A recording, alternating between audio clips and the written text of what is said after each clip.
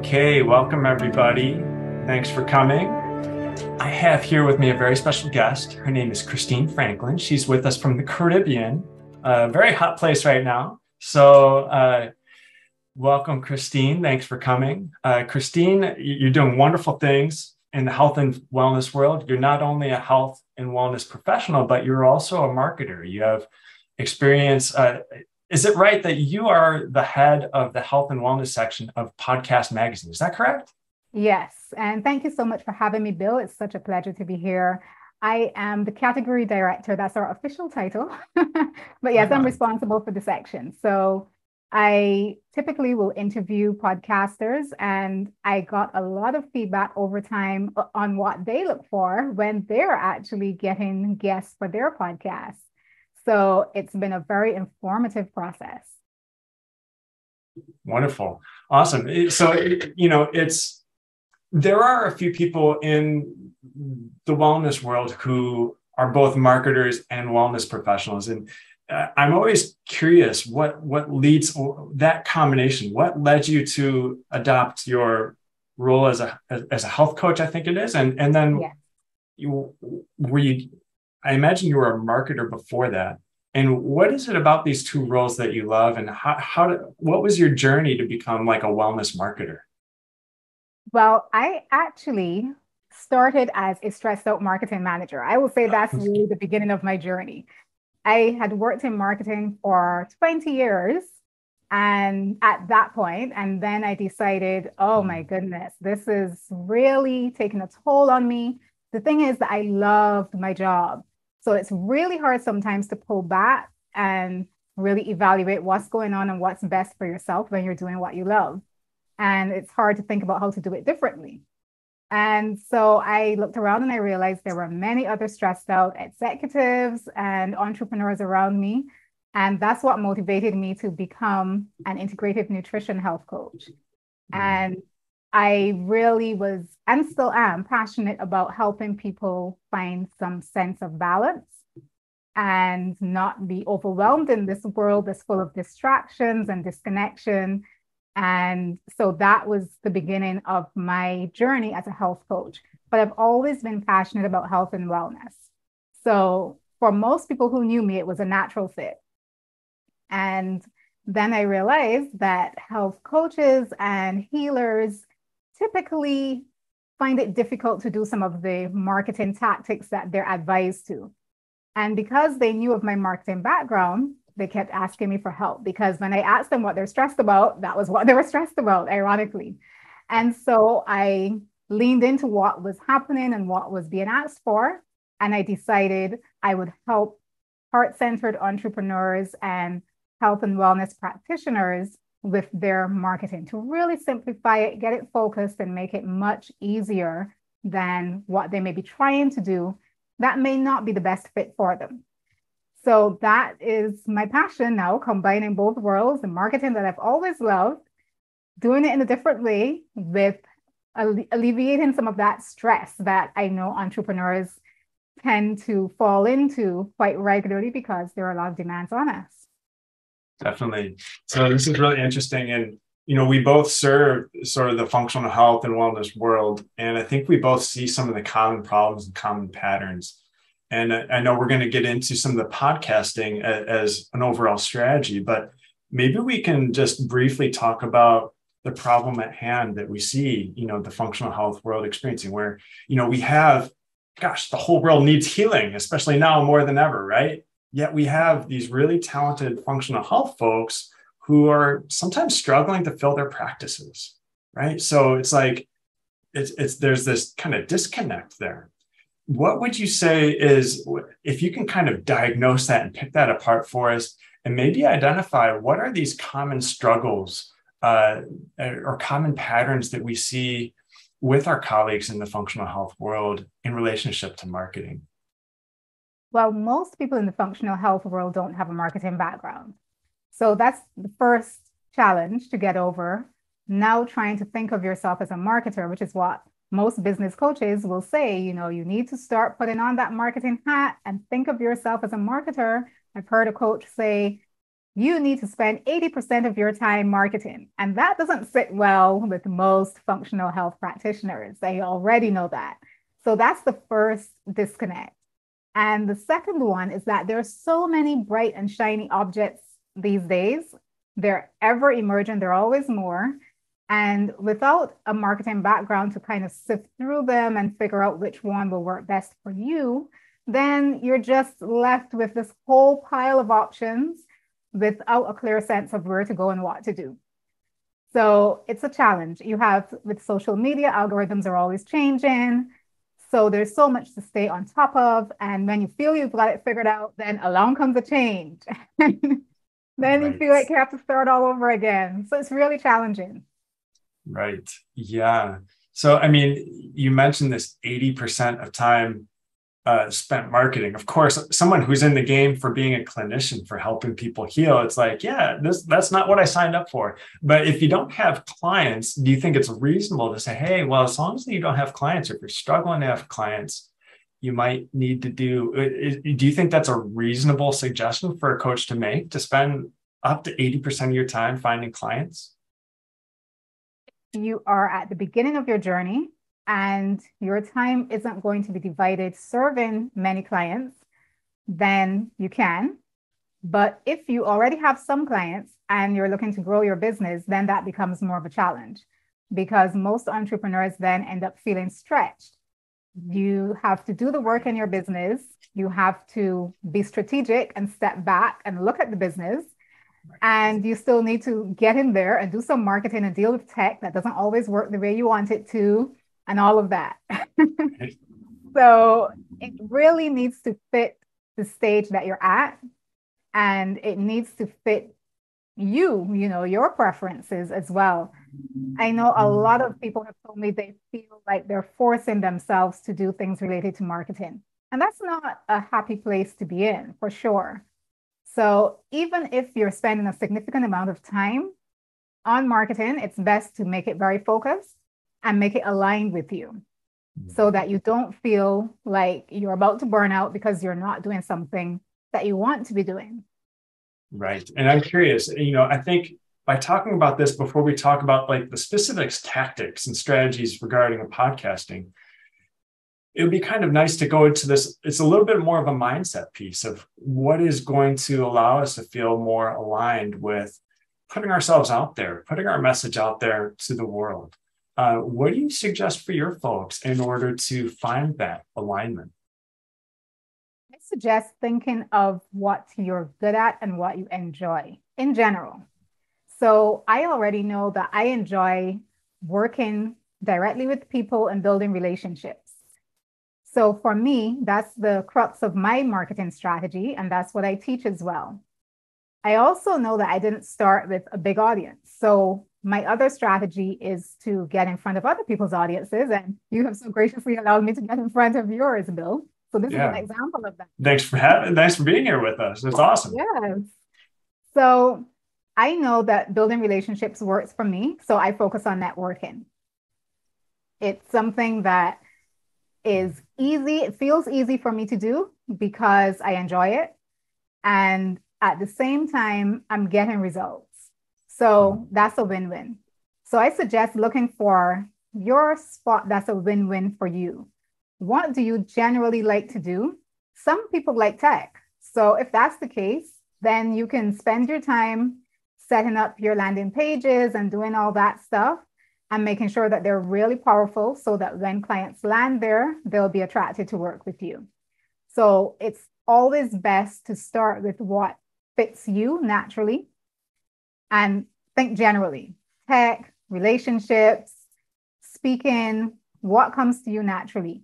Let's focus on that and let's go from there. There's always something, I always say there's something that will work for each person. It's just to find exactly what that is. There it is. And yet there's a lot of different options. So it's like, you don't have to just be the social media marketing person if you don't like social media, right? Hence we got the podcasting, of course. So I'm curious, and I know there's a lot of lead up to the podcasting piece, but I think setting these foundational pieces is really important. how do you define marketing? Because, even this word marketing, sometimes we have an aversion to marketing, or even worse, advertising, right? It's like advertising puts such a bad taste in people's mouth, or sales, right? So I'm curious, do you work with your folks to help them kind of redefine, a core essence or a deeper meaning of marketing that truly reflects what we're doing in the world as healers? Yes. Yes. For me, and I'm sure for most folks in the health and wellness world, it's really about ensuring that people know that you are here to help them. So those who are a good fit for you, those who need your help, will know about you if you're marketing your business. And that's really the purpose. We want to have an impact in the world. We want to make a difference. And we can only make that difference if we reach out in some way. And by reaching out, I don't mean necessarily literally sitting and doing cold calling or cold outreach. I know that's what most people think about. When I say reaching out, I mean positioning yourself or positioning what you offer so that it is visible in some way.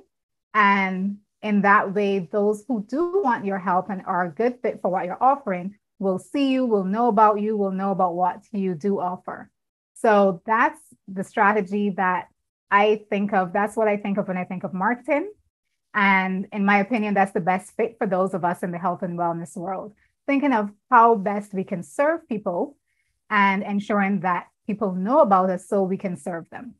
Right. Yeah, totally. And in a way, marketing is really part of the medicine, right? Because they have to know that a solution exists, that they can actually come to us and get that transformation they're looking for. It's and true. So it's getting our message out there. There's an aspect of that's educational, right? It's marketing is educating the public. There's an aspect that's inspiring the public, right? Oh, yes, for sure. Perhaps even entertaining. We can make that fun, right? Yeah. So I'm all about that. There you go. So marketing doesn't have to just be like bringing in revenue and making sales, right? We can be delivering a huge amount of value, and this is something that I share with my folks too. We can deliver a huge amount of value before someone even steps into the threshold of our services. Yeah. So Christine, the podcasting strategy, I think, is just like low-hanging fruit for functional health folks because of this educational aspect, right? We can educate the masses very efficiently just by jumping on other people's podcasts, right? Maybe you can tell me more about maybe how you guide your clients in that way, and maybe we can start even with some of the success stories of some of the folks that you've coached for guesting on podcasts, because I know you've served quite a few in this regard. Yeah. So the first thing to think about with podcasting is just what you were saying, Bill, the value you offer and your messaging. And that's what I tell clients. So don't get caught up in finding the perfect podcast, being the perfect podcast guest in the sense of hoping that this will land you clients, or hoping that you'll get invited on again so you can land more clients.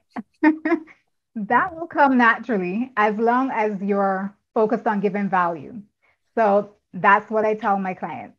And typically, as long as you do give value, then people will automatically be drawn to you. The listeners will be drawn to you. The host will be drawn to you, and everything happens from there. And I've done a bit of both sides of work, both with preparing people for their media interviews and also getting down into the nitty-gritty of what you actually offer. Because at the end of the day, there needs to be a way for people to do more than just hear you when you go onto a podcast. How are they going to enter your world? That's a big consideration. What's your call to action going to be? So those are the types of things that I really enjoy focusing on, and it helps so much to feel prepared going into an interview. It makes all the difference in the world in how you show up. Right. Okay. So being prepared, like what should someone who's going to be a guest on a podcast, what would they do, say, like the week before or the day before or the morning of the appearance they're going to make on a podcast? What's that look like?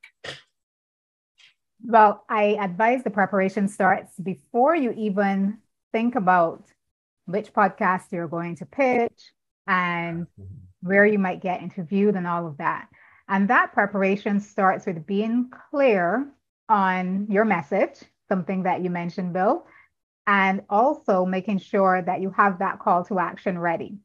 Because very often when we get invited onto a podcast, some of those elements, if not all of them, will be required to even fill out the booking link information. So you need to make sure you have all of your stuff ready beforehand. So you're not just running around trying to get it all together when someone invited you and you want to take advantage of it. So that's really the first stage of the prep. And as long as you have started to think about your messaging, then you should have your bullet points ready that are going to guide what you talk about. Most podcast hosts will actually ask for these or ask what questions you might want to be asked.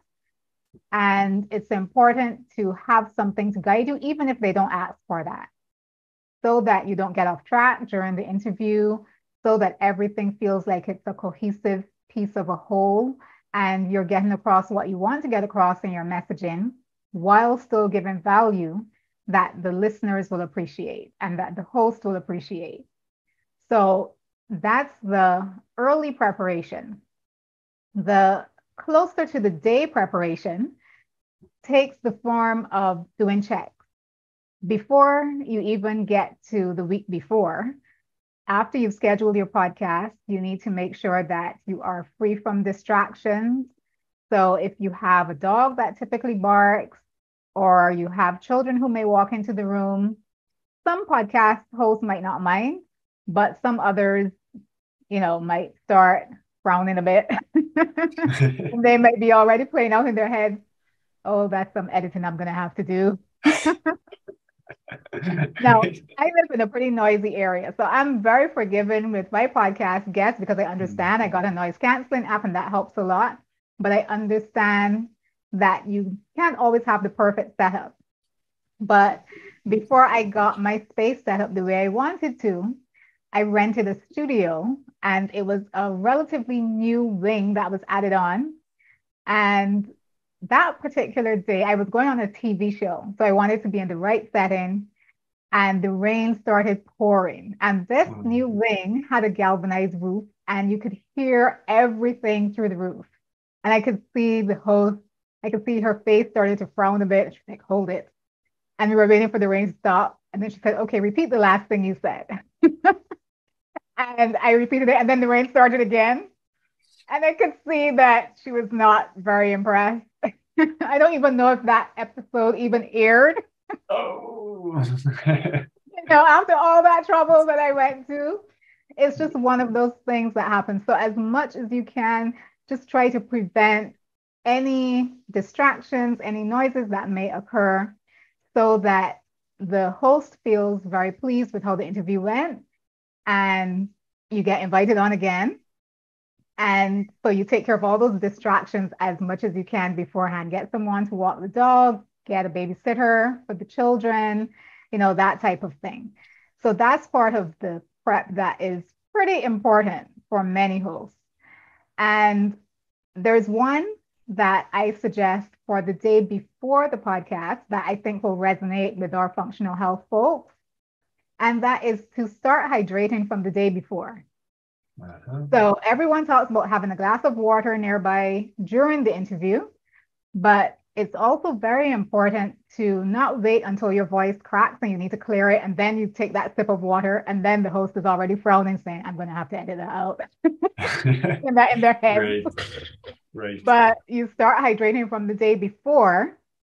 And so you already are hydrated. You're not trying to hydrate rapidly that morning of, and then you really need a bathroom break. You're not very comfortable in your interview. Right. And this one is a tip from Tom Antian, who has a popular podcast. He says, avoid mucus producing foods. I thought that was great for this audience as well. So avoid chocolate and anything else that might produce, that kind of phlegm that you don't want, that will make you clear your throat or cough or anything. And all of that helps the interview to go smoothly. You'll feel more comfortable and you'll really feel like, okay, I've got my bases covered. I'm feeling prepared and confident. And that's what you want going into an interview. You do your technical check from the day before and you check again on the day of. So you make sure that if you're using a laptop, you're going to have it plugged in for your interview, just in case, because you might think the battery will last and then it doesn't. That's the last thing you want. And you just make sure everything is working as it should, that Zoom doesn't have any updates if you're going to be recording on Zoom, because that happens. And at the last minute, when you're about to go on, there's an update waiting for you. Great. So you just really do those final checks on the morning of, but make sure most of the preparation happens well in advance so you're not feeling frazzled. Totally. Yeah, it all seems like common sense, but coming up to an event, it's hard to remember all those little important details, right? Yeah. So yeah, totally. And I know the functional health folks probably know some of these mucus producing foods, but maybe we could just rattle off a quick list just as reminders, like chocolate. What else would be on that list? Dairy. Okay, right. Wheat. Anything with wheat, yes. So those are my top three. Those are, and okay. For different people, people's bodies react differently to certain foods. So you might know what produces mucus in your body that might be more specific to you. But those are the three that typically I would advise avoiding. Wonderful. And a few minutes ago, you mentioned a noise canceling app that folks can use if they live in a somewhat noisy place. Do you have a noise canceling app that you recommend? I definitely recommend Crisp. That's KRISP. And it's a free app, but you can upgrade, of course, to get more minutes available. It gives you 60 minutes of noise cancellation per day. So if you have that one important interview, at least that should cover you for that hour. And, that's decent enough. It's free for those 60 minutes. And if you want more time, you can upgrade. And it works very well, very, very well. I can tell you. I have buses and trucks passing, and it just really helps me to feel comfortable knowing that, okay, I don't have to worry about that. If there's something really loud, it might sneak in, but typically it's really good at canceling most noises. Right on. And I think Zoom has something built in too, but Zoom's really isn't really robust enough to catch some of that, is it? No. And the Crisp app works very well with Zoom. So you literally set it up in your Zoom settings because the two work well together. You can integrate them very well together. Nice. So awesome. It's built to work with Zoom. You kind of alluded to some of your early podcasting experiences, like this experience with the wing and the galvanized roof. And I'm curious, can you share some of the other things, maybe that you encountered early on in your journey, maybe some of the other key lessons along the way, or maybe things that you wish you knew earlier in the game that you know now? Is there anything else you can think of in that regard? Sure. The main one is the call to action. I wish I knew how important a call to action is and how to do it well. So I've heard people say, how can people get in touch with you? That's what the host asks. And then people will usually rattle off a series of ways: email, this is my email address, this is my website, these are my social media links. And, sometimes you'll hear 4 or 5 links or those, whether you call them usernames. Like an URL. Okay. Yeah. The handles. The handles. Thank you. That's the word I was looking for. You'll hear a bunch of handles rattled off. And by the time the person's finished, you don't quite even remember the first one or which one you'd prefer to use to contact them. So then what happens? The audience does nothing. And so there's a wasted opportunity. So that was me at the beginning. I would give my website, I would give my email address. I'd say, you can find me on LinkedIn because that's my main platform. And people really like simplicity. So forget about all the choices, just give them one call to action. That's what I learned along the way. And it works so much better. And it's best if that one call to action is a free gift that they can use to opt in and get into your world, so you keep them in your world. Otherwise, you've just had listeners who heard you and you're just hoping that they'll be interested enough to go to the show notes, click on your link, and do all of that. But if you have a simple link that you can tell them or you can share with them where they can get a free gift, of course, who doesn't want a free gift? That's an easy solution. One thing to do. That's the only thing to remember. Right. So, we're all in suspense because you're probably going to model your call to action here with us here today, right? So wait, I thought we were going to maybe do this toward the end, but let's go ahead and what do you have for us, Christine? And do you have like something that you can offer to our audience here today? Yes, I do. I have a special gift just for this audience. And when you go to get it, you'll see that it is designed really specifically for you. And it's called your podcast interview checklist. And it walks you through the details of what to do to prepare for a podcast interview. Everything from before you even start pitching podcasts, as I mentioned, there's a whole lot more than we have time to discuss here. So it's all on the checklist for you. And it takes you through what to do 2 weeks before your podcast interview, 1 week before, the day of, and even what to do afterwards. And you get a little script that you can use for your call to action, which is similar to what I'm saying now. So you get it in writing. You can replicate it easily and modify it so it feels comfortable to you. And you can get that at iamhealthywealthy.com/Bill. Because of course, I'm so happy that Bill Hershey has had me on this webinar. And so it's specifically for this wonderful audience. So that's iamhealthywealthy.com/Bill. Wonderful. It's there waiting for you. It's an easy download, quick read, and you can keep it handy whenever you're preparing for podcast interviews. Yeah, and I was able to get that myself, and it's definitely helpful. I'm going to end up using that. I have an antiquated Zoom webinar event checklist, and I think I'm just going to replace it with yours because you're so much more robust. And I love that you've just modeled that for us. It's like, okay, it's like we know how that rolls now. It's awesome. So I think we're answering this question of how we can, as guests, effectively promote like a core message and attract clients on podcasts. And I'm curious, like, of course we have a clear call to action.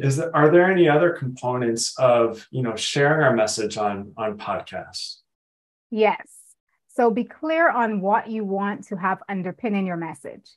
And when I say that, I mean that you're not going there trying to be promotional, and you're not thinking of the podcast as an advertising platform, but you're going with a genuine desire to educate, to give value, to share information or give tips that will be really helpful.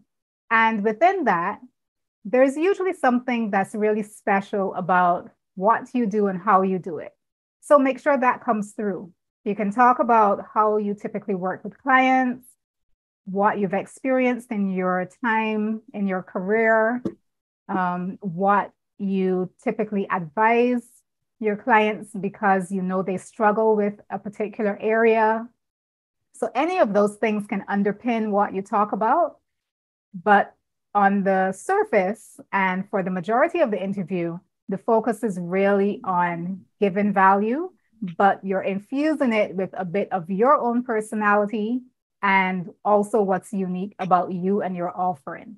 So that should come through very naturally, not salesy at all, just as a part of the story that you're sharing. Wonderful. Awesome. So I have one last question for you, and then I think it would be awesome to open it up for Q&A. We have some folks here that may have some questions. Would you be able to share with us, like, what was your best podcasting experience ever? Being a guest on somebody else's podcast, like, what was like the beyond the coolest experience, and what was it about that made it so cool for you? That was the Female Startup Podcast. Nice. And it's by Lucille Roach. She's British. And what impressed me is that she has such a clear system for everything surrounding her podcast. So I felt like, okay, I'm going to be well taken care of. Everything's going to be covered here. And in the booking link, I put in the questions that I wanted to be asked. She modified them slightly, obviously, to make them comfortable for her to say them. And, she might have rearranged the order slightly, but because I had those questions in there and she pretty much stuck to what I had submitted, I felt like I could be really prepared and everything just flowed so naturally. And she really understood the subject as well, the subject matter, because I was talking about how entrepreneurs can avoid burnout. And being an entrepreneur herself, she had her own stories. She related to the topic. And so the conversation flowed really well. So it was a nice combination of structure, but still with that informal, free-flowing conversation in between. And that made me feel really comfortable because I didn't have to guess what she might throw at me. And it's easy if you're sharing your story. But if it's more of a teaching podcast, it helps to really be prepared and know what you're going to be focusing on and what you're going to be teaching about, and knowing that the host is on board with that. So that was definitely my best experience. Awesome. Yeah, so good to know. Yeah, it says a lot to having a system and really making it easy for people when they come in. Right on. And I gotta say, you made it really, you hosted me for a podcast a while back, and I think you must have picked something up from her because you made that very easy for me as well. You had it all really well laid out.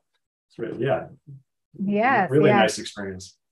No, I'm so glad to hear that. Yes, it's really important to me to have systems in place, first of all, because again, if we're talking about avoiding burnout, that's one of the key things. And it also helps the guests to know what to expect. I think that's really important. So it helps if you don't know to even ask the host, is both audio and video going to be used? Do you want to take a look at my freebie? Am I allowed to give a free gift? That's another question to ask, just to be on the safe side. So if you have a host that provides all that information to you and you don't even have to ask any questions, that's wonderful. But in the checklist, you'll find some tips on things that you can ask the host if you don't know them for sure, just so you can feel like you know what to expect going into it. And, as someone said, I think it was the same Tom Antian, he said he just uses audio, and sometimes people would show up thinking that video was going to be used and they would get upset with him. They would say, my hair done for this. Right. Yeah. Good to get all that clear beforehand, right? Yes. So as the guest, just make sure you're clear on all of that. Right on. Cool. Yes. So I wonder, are you cool with us opening it up for Q&A? Yes, of course. We have a couple folks who have some questions here. We have a question here from Miss McKeeva. When doing a podcast, how many minutes of airtime should a beginner start off with?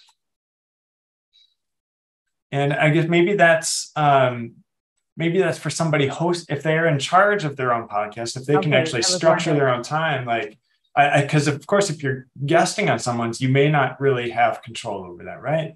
Exactly. But if I suppose, like, if you're going to start your own, what do you suggest for starting off? I suggest knowing your audience, first of all. So what does your audience prefer? If you think that your audience will be on the go a whole lot, then the sweet spot is said to be around 25 minutes for people's commute or when they go out for a jog, that type of thing. That's known to be the on-the-go sweet spot. Now, if you are going to be doing very regular episodes, there are some people who do really short episodes. There's someone who does a story in a minute, but that's daily. So it's short, but it's very regular every single day. So that's also an option. And then you have people like Joe Rogan who go for 3 hours in a conversation. Right. So it depends on your audience. There's some people that have an audience that will be happy to listen for 3 hours. And then there are others where the audience is going to be very busy and they're just not going to have that kind of time. So it really starts with doing some research and getting a feel for who your target audience is and what their preferences are. Wonderful. And, I have a follow-up question on this. Like, how do you go about doing that market research to really track the pulse and find out, who is in your audience and what it is they're most likely to consume? So there may be two audiences. There may be the audience that you typically have for your clients or the ones you're reaching out to. And then sometimes you just don't know who will show up to listen to your podcast. So then you might need to do research after you've started the podcast to get a sense of who's listening. And so for the first one, for your target audience, that's your typical market research, which I always say is best done by having a sense of at least the basic demographic of who you're appealing to or who's normally drawn to work with you, and reaching out to some people that you can meet, however, in networking, friends of friends. Once they fit that demographic, you literally ask them for 15 minutes and ask them a few questions. Mm-hmm. And then if you're developing a podcast, something related to the podcast can be one of those questions you ask them. So that's one way to go about it.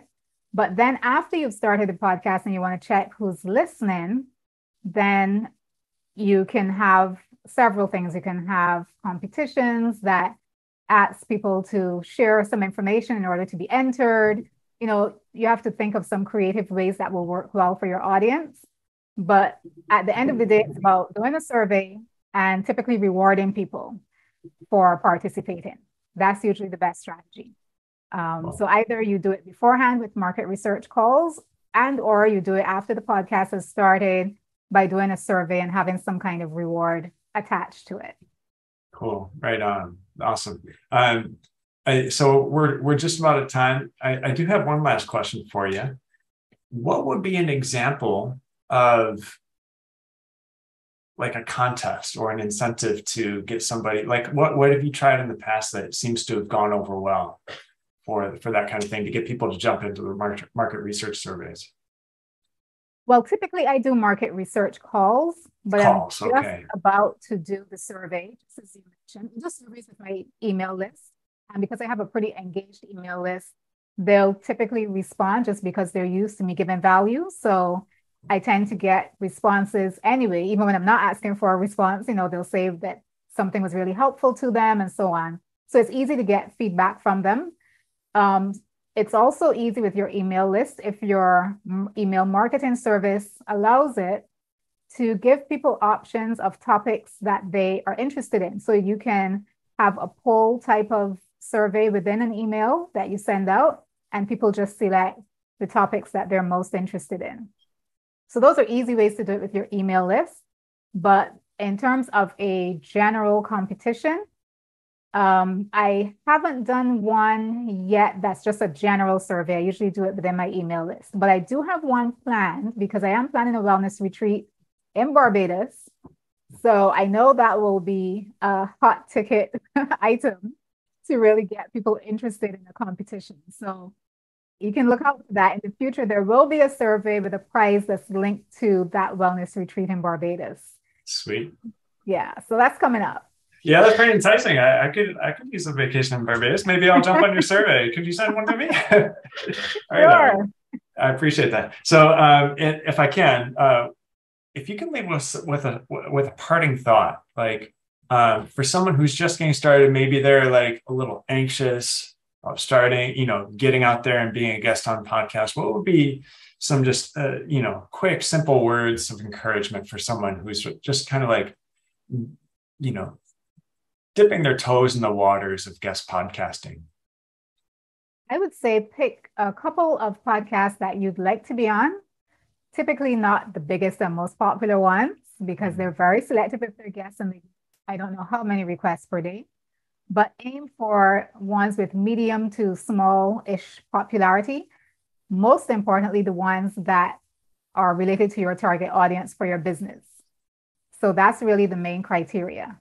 And you start listening, you get a feel for what the format is like. You get a sense of whether the host typically asks the same types of questions or is there a standard question that comes in every episode. And getting a feel for a podcast is a great way to get comfortable before you pitch them or before you go on for an interview. And then practice with a friend. Do have your bullet points and do a mock interview so that you feel comfortable because you've said the words, you've practiced looking into the camera in case video is going to be used, and listen to it. Very importantly, we don't like to listen to ourselves, but record it and listen to that recording. See how it can be improved. Listen for ahs and ums, or listen for whether you smack your lips and you never realized it before. Right. All these little things that we have no idea, right? Yes. There are people who've had clocks that tick loudly in the background because they're so used to it. They've tuned it out. They have no idea that sound is there, but the podcast host picks up on it. So listen to that recording very carefully. Start with a beginner's mind and just notice everything about yourself and your surroundings that comes through in that recording. And as long as you know what you want to work on, or you know where you want to make little tweaks, then you can feel comfortable going forward. But practicing really does help, for sure. Wonderful. Awesome. Well, thank you so much, Christine, for sharing your expertise with us here today and all these wonderful tips. And so we have your call to action. Is there any way that folks can reach out to you otherwise to get, maybe get in touch? For sure. So you can grab the free gift at iamhealthywealthy.com/bill, or you can find me on LinkedIn. That's where you'll easily find me if you drop me a line or connect with me, and we can stay in touch that way. I'm the only Christine Franklyn whose surname ends in Lyn. So I'm easy to find, Christine Franklyn on LinkedIn. Wonderful. Thank you so much, Christine.